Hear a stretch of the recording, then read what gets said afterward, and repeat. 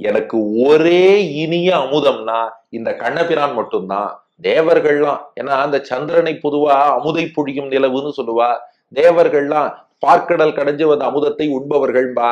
பெரியாழ்வார் யசோதை சொல்லிட்டா, சந்திரா நீ பொழியக்கூடிய அமுதமோ உன்னை போன்ற தேவர்கள் உண்ணக்கூடிய தேவாமிர்தமோ அதெல்லாம் எனக்கு அமுதம் கிடையாது. எனக்கு ஒரு இன்னமுது, எனக்கு ஒரே ஒரு அமுதம். அது எப்படிப்பட்ட அமுதம்னா இன்னமுது. இன்னமுதுன்னா இனிமையான அமுதம்னு அர்த்தம். என்னை பொறுத்தவரை பெரியாழ்வார் யசோதை சொல்றா, எனக்கு ஒரே ஒரு இனிய அமுதம் என்றால் அது கண்ணபிரான் தான். ஏன்னா சந்திரனை அமுதை பொழியும் நிலவுன்னு சொல்றோம்.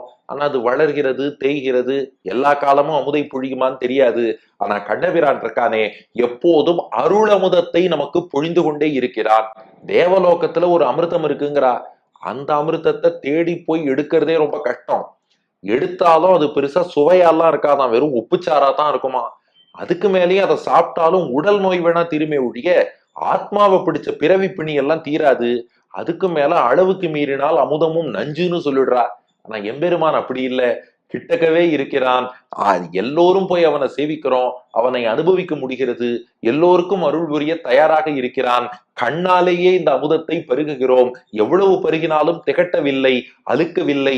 அப்பொழுதைக்கப்பொழுது ஆறாவது அமுதமாக இனிக்கிறான். இந்த அமுத பருகினால் பிறவி பிணியே போயிடுறது. அந்த அமுதம்ங்கிறது உடல் நோயை வேணா போக்குமே ஒழிய ஆத்மாவை பிடிச்ச பிறவி பிணிய போக்காது. இவன் தான் பிறவி பிணி என்ற ஆத்மாவை பிடிச்ச நோயையும் போக்குறான். அப்போ சொல்லுங்க, எது உண்மையான அமுதம்? பெருமாள் தான் அமுதம். அப்ப என் சிறு குட்டன், என் சின்ன சின்ன கண்ணன் எனக்கு ஒரு இன்னமுது, எனக்கு ஒரே அமுதம், இனிமையான அமுதம் அதுன்னா இவன் மட்டும்தான். பகவான் கூப்பிடுறான்னா அது எவ்வளவு பெரிய பாக்கியம். ஒரு நிமிஷம் மனசுல கற்பனை பண்ணி பாருங்க. கோவில்ல பெரிய வரிசை வரிசை கட்டி கியூல நின்று இருக்கோம்.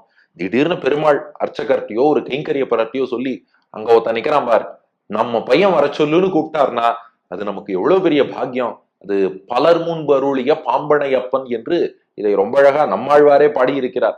பல பேர் ஒன்று கூடி இருக்கும் போது பகவான் நம்மை தேர்ந்தெடுத்து நீ வா அப்படின்னு கூப்பிட்டான்னா அது நமக்கு பெரிய பாக்கியம் இல்லையா? அதுக்காக மத்தவாளோட நாம உயர்ந்தவா மத்தவா தாழ்ச்சி அப்படி அர்த்தம் இல்ல.